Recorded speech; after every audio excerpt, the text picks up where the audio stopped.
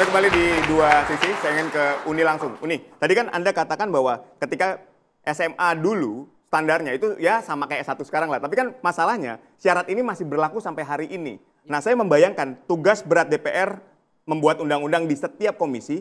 Nah, hanya lulusan SMA, kalau misalnya standar itu yang masih dipakai saat ini. Ini gimana nih? Karena ini ada tugas berat nih di belakang DPR kan? Ya, yang pertama membuat undang-undang itu kan bukan cuma DPR. Ya. Tapi DPR bersama pemerintah. Eksekutif. Ya. Kemudian DPR, anggota ini punya staf ahli. Ya. Kemudian komisi juga punya staf ahli. Sekretariat Dewan juga punya staf ahli. Inilah yang merumuskan, mereka yang merumuskan. Begitu juga dengan pemerintah. Menteri itu punya banyak orang-orang ahli tuh yang dibawa ke DPR untuk bisa bikin undang-undang. Ya, di situ ada Menkumham, ahli bahasa loh ya. Ahli bahasa, ahli hukum untuk bisa menelaah dasar-dasar hukumnya seperti apa. Nah, nanti setelah dibuat tuh draft undang-undangnya oleh orang-orang ahli ini, baru kita perdebatkan apakah ini bisa, apakah ini nggak bisa, ini kurang, ini lebih, itu kita akan perdebatkan. Nah, ini pengalaman di dalam nih. Ya, dan di sana pun kita akan dibantu oleh semua ahli-ahli ini tadi. Nah, anggota ini bisa nggak berdebat, memperjuangkan? Oh, tentu bisa, tentu bisa. Tenaga ahli Karena berapa gini, orang? Tenaga ahli DPR berapa orang? 7 ya? tenaga ahli di DPR 7 orang, ya.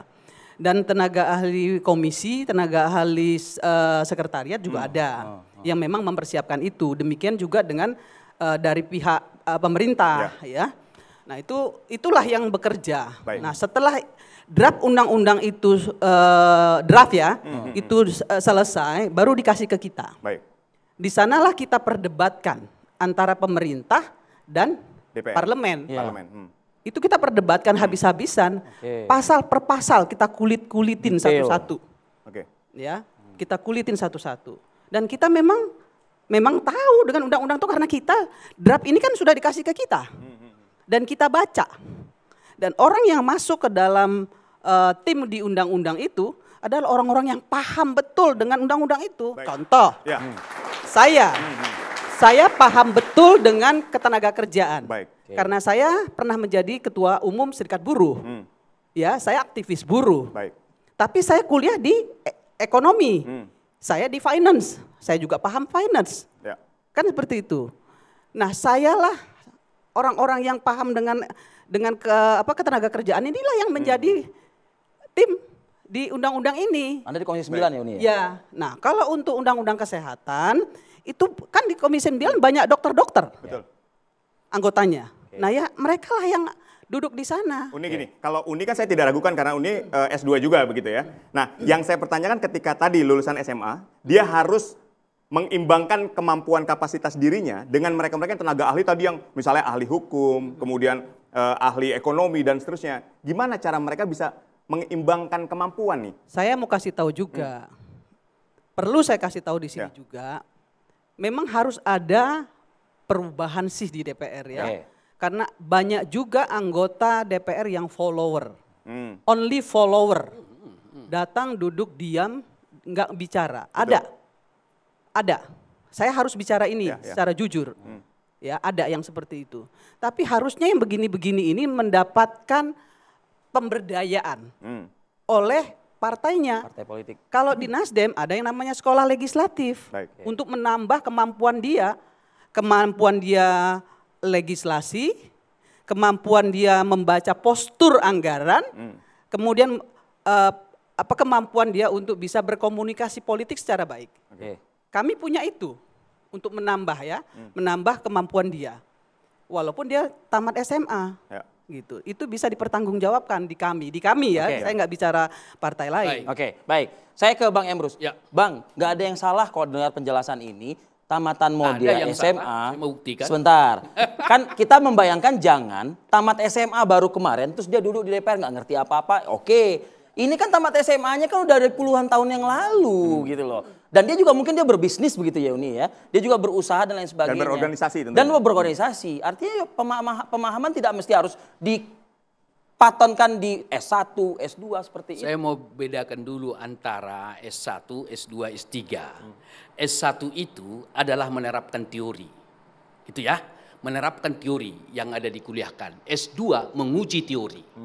S3 menciptakan teori, paling tidak menciptakan proposisi. Kan begitu. Jadi ada jenjangnya. Jadi kemampuan S1, S2, S3 jelas. S1 memanfaatkan menggunakan teori, S2 menguji teori, S3 paling tidak menghasilkan proposisi. Artinya tingkat pendidikan itu membuktikan kemampuan individu. Baru kemudian saya mau tanggapi ada dua hal Bu Irma. Pertama, masih ada di sana follower gitu ya.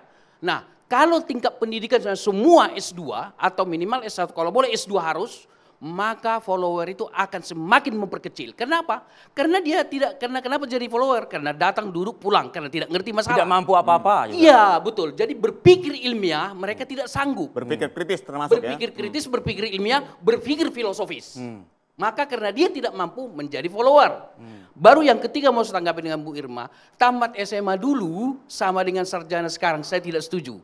Artinya apa? Mana datanya? Sama saja Bu Irma melecehkan sarjana yang sekarang. Bahwa setingkat dengan SMA, enggak mau mereka itu setuju. Jadi artinya bandingkanlah apple to apple.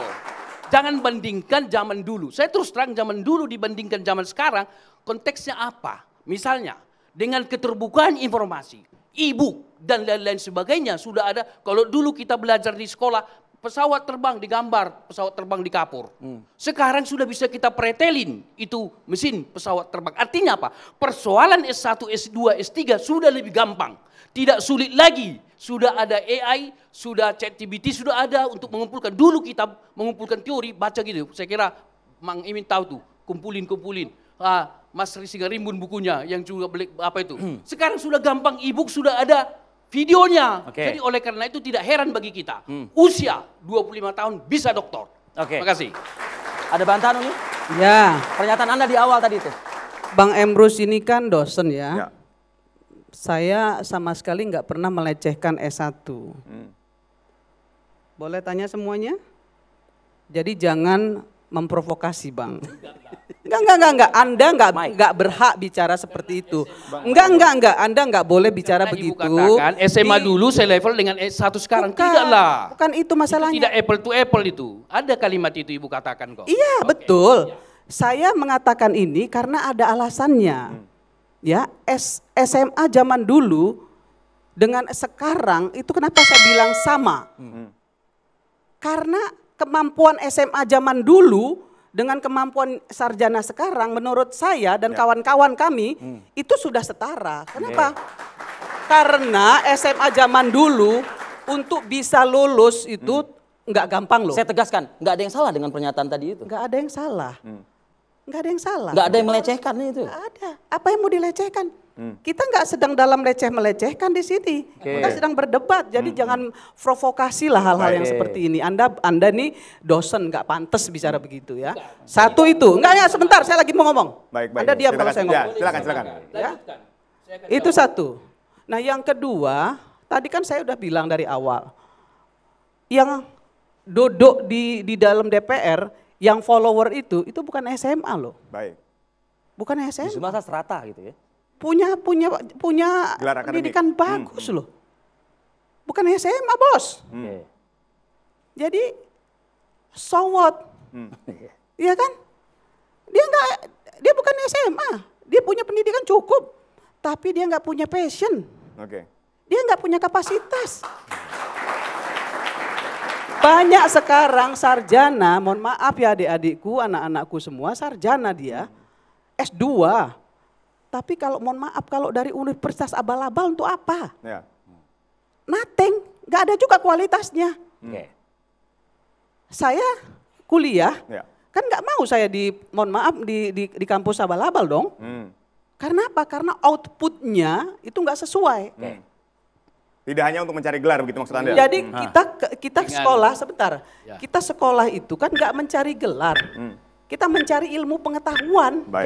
Makanya tadi saya bilang saya setuju dengan S1. Minimal S1.